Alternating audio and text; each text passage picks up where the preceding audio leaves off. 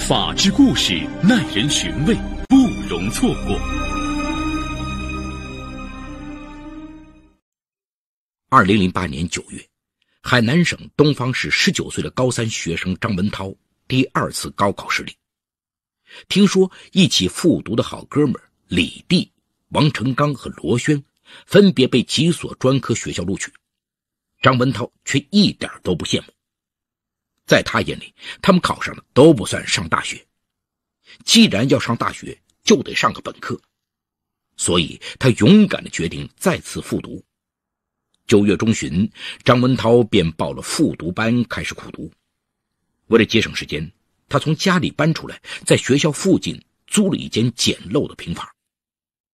2008年12月的一天晚上，下了晚自习的张文涛独自往出租屋走去，突然从黑暗中传来一声惊叫，一个黑影慌慌张张地跑了过来，跟他撞了个满怀。老鼠！一个剪着齐刘海的女孩上气不接下气地说。张文涛有些好笑，说：老鼠有什么好怕的？它那么小，应该怕你才对。你住哪儿？我送你过去。女孩涨红了脸，不好意思地挠了挠头，扑哧一声笑了。巧的是，女孩正好住在张文涛的隔壁。没几天，两个年轻人便熟络了起来。女孩名叫刘飞，当时15岁多了，是个四川人。刘飞3年前随父母搬迁至海口市，2008年6月中专毕业后，应聘到东方一家酒店做服务员。刘飞性格外向，圆脸大眼，虽说身材不高，却发育得很是匀称。交谈中，听张文涛豪情万丈的发誓要上名牌大学，刘飞眼神中流露出崇拜和爱慕。情窦初开的他不久就喜欢上了张文涛。以前张文涛中午放学回来就简单的吃点从学校食堂打的饭菜，现在刘飞总是在出租屋简陋的小厨房里炒好2个川式小菜，等他一回来便忙着添一碗白米饭塞在他的手里，然后再匆匆赶去上班。渐渐的，张文涛习惯了刘飞的照顾，哪天要是没吃上川菜小炒，就觉得嘴里没味儿。就这样，两人如同恋人一般相处着，只是谁也没有捅破那层窗户纸。2009年高考，张文涛因感冒发烧发挥失常，再次名落孙山。沮丧至极的他将自己关在出租屋里，不吃不喝。刘飞急得如热锅上蚂蚁，向酒店请了假，在出租屋里没日没夜陪着张文涛，生怕他想不开。在刘飞温柔备至的关怀和鼓励下，张文涛终于重新振作了起来，开始了第3年的复读。两人也确立了恋爱关系。但对贞操看得极重的刘飞从不让张文涛突破最后的防线，他总是柔情蜜意地抚慰张文涛说：文哥，我爱你，我会把自己完整的交给你，但不是现在，是在咱俩的新婚之夜。恋爱后，张文涛才发觉刘飞这个16岁的川妹子个性泼辣，敢作敢为，让他很有些后怕。2010年高考来到了，刘飞特意请了1个星期的假陪张文涛，每天精心地为他烹制饭菜。在女友的精心照顾下，张文涛这年发挥出色。2010年8月，他终于收到了海南某大学的录取通知书。3年的复读生涯，张文涛简直过着与世隔绝的生活。上大学后，他突然发现世界变大了，生活也更加多姿多彩。张文涛很快被老师吸收进校团委宣传部，当起了干事。他形象不错，又能言善辩，不久就在大一新生里崭露头角。在新鲜忙碌的生活里，张文涛都差点将刘飞遗忘了，而痴情的刘飞却一直牵挂着他。他每个星期都抢着上长夜班，然后把假期积攒起来，每个周末都到学校看望男友，每次还会带着亲手炒的小菜。他每月只有800元的工资，却总是挤出200-300块钱塞给张文涛，叮嘱他多吃点肉。不久，张文涛有个酒店服务员女友的消息不胫而走，让他颇感没面子。渐渐的，他也察觉出两人的差距来。2010年12月中旬，张文涛代表大一新生参加了一次大学生辩论赛。在比赛中，另一所大学的一辩引起了张文涛的注意。那是个长发飘飘的女孩，明眸皓齿，气质出众。赛后，女孩主动走到张文涛面前，莞尔一笑，大方地伸出手说：“你好，虽然我们赢了你们，可你是我见过的反应最快的辩手。我叫林东妮，交个朋友吧。”张文涛强压着心中的激动，故作镇定地与林东妮交换了手机号码。几天后，林东妮热情地邀请张文涛一起去玩。张文涛兴奋不已，特地买了一件新款黑色夹克穿上。椰风海韵，碧海银沙。张文涛与林东妮并肩坐在海滩，任海风轻拂，吹散了林东妮飘逸的秀发。张文涛觉得他眼神温柔，时而还主动向自己身边靠过来。他不由得遐想起来，该不会林东妮喜欢上自己了吧？确实，林东妮喜欢上了张文涛。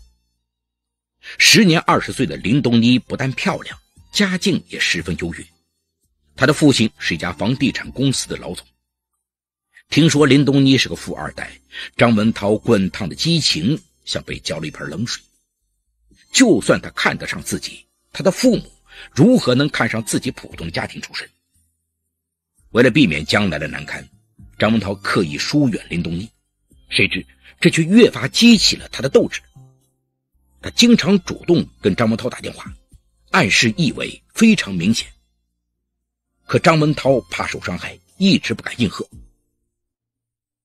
可是一件事儿彻底改变了他的想法。一天，已经毕业了的上一届团支部副书记田凯回校看望女朋友，吆喝着团委的干事们一起出去吃夜宵。2瓶啤酒下肚，田凯一扫往日的意气风发，垂下头长叹一声说：“唉，现在的大学生真不值钱。”他郁闷地说，自己虽然名校毕业，但10年寒窗却换不来一份工资高点的工作。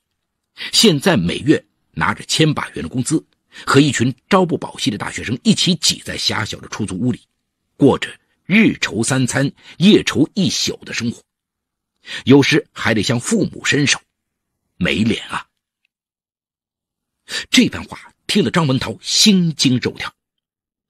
他原以为考入名校，一毕业就能当白领，没想到现在大学生就业形势竟然如此严峻。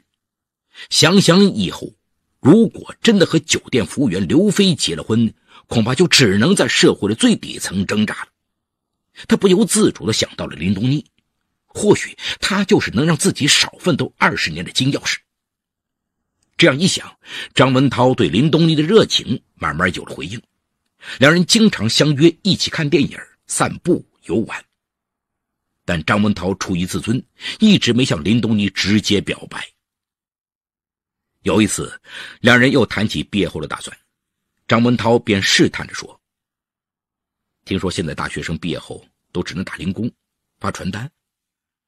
哎，我真怕以后找不到好工作。我不像你有个好爸爸，我爸妈能力有限，你家人肯定会看不起我的。关我们家人什么事？只要我喜欢的，他们肯定喜欢。”林东妮骄傲地说。接着他指着张文涛的鼻子说：“等你毕业了，直接进我爸的公司。但有一条，你可不能背叛我，我最见不得脚踏2只船的人。”这句话让张文涛从幸福的云端一下子跌入深渊。看来得赶快跟刘飞分手，这样才有追求幸福的可能。可想起刘飞对情感的疯狂和执着，跟他提分手，不知道他会做出什么事来，张文涛有些不寒而栗。2011年元旦，张文涛回老家去看望父母。刘飞得知他回来后高兴极了，天天约着出来。张文涛几次吞吞吐吐想跟他提分手，都无法说出口。张文涛要返校了，刘飞特意送他到车站，还拿出500块钱塞进他的手里，笑着说：我看你最近很缺钱花，这是我平常攒下来的，同事都说我把你处坏了，要是以后你变了心怎么办？我对他们说，他敢，我宰了他。张文涛心惊肉跳，连连说：我不敢，我不敢。这下张文涛陷入了两难境地，他以期末备考为由劝阻了每周必来的刘飞。可随着林东尼对他的感情升温，不久他到自己宿舍来的情况必定常常发生，这样下去想不出事儿也难呐。张文涛思来想去，为了自己的将来，一定要在寒假里跟刘飞分手。可分手的话怎么能说出口啊？这3年来，刘飞一直陪伴他，他实在不好意思当他的面说出这2个字儿。2011年1月下旬，学校放了寒假，张文涛闷闷地回到家中，一直想不出好办法来。这时镇里在外面上学打工的人们陆陆续续都回来了。2011年2月1号，张文涛正在家枯坐，堂哥张月敲门走进来。堂哥比张文涛大1岁，读高中时跟张文涛同校，比他高1届。高中时，张月、张文涛还有张文涛的同学李弟、王成刚和罗轩都是一个篮球小组的，是死党。分开后，假期回来也总在一块玩，关系还是像以前那样铁。张月进来后招呼张文涛说：李弟他们都回来了，等你一起打篮球呢。见张文涛兴致不高，张月关切地询问了起来。张文涛便将自己移情富2代美女的事情说了出来。他垂头丧气地说：刘飞确实很爱我，但他什么也给不了我，只能拖我后腿。可是我又不敢和他明着说分手，他那烈性子肯定要闹。张月拍拍张文涛说：找哥们商量商量去。张月、李弟、王成刚和罗轩围着张文涛坐在篮球场边上，七嘴八舌地讨论起来。张月好奇地问：你和刘飞到什么地步了？张文涛撇撇嘴说：还没啥实质性关系。王成刚一拍大腿说：还没啥关系，咋就不敢提分手？张文涛深深叹了口气说：他这个川妹子脾气火爆起来，菜刀都敢拿，我哪儿敢和他说分手啊？那怕什么呀？咱们哥几个陪你一起去跟他说分手，他还敢打你杀你不成？罗轩不以为意，张文涛却有些于心不忍。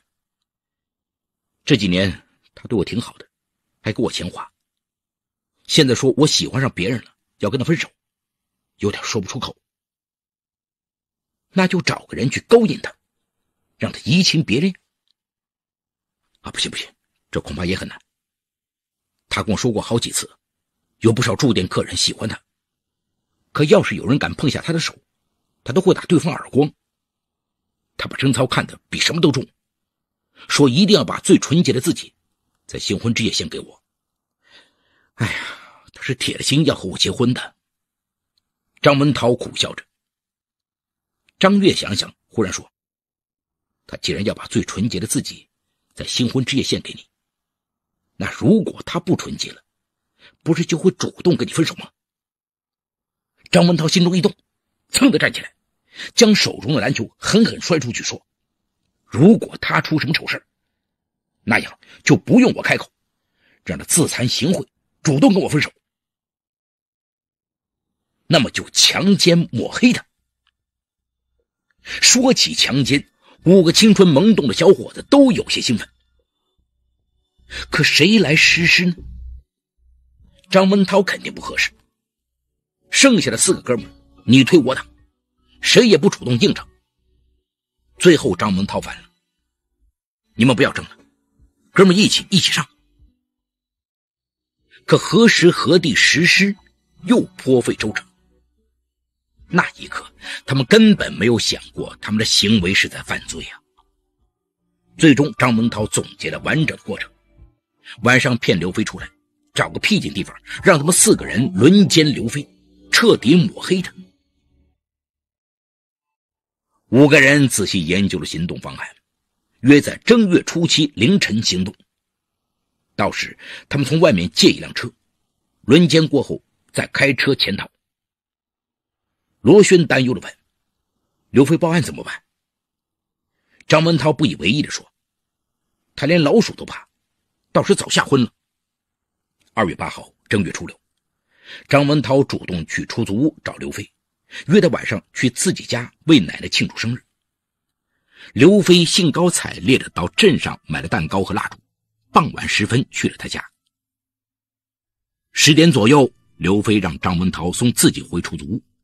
张文涛借口看电视剧，一直挨到12点多，才慢吞吞地带着刘飞出了家门。他牵着刘飞的手说，想和他一起散散步。刘飞甜蜜地依偎在张文涛身边，跟着他一直走到邻村的坟场附近。张文涛悄悄看了看手机，时间已经是2月9号凌晨1点了。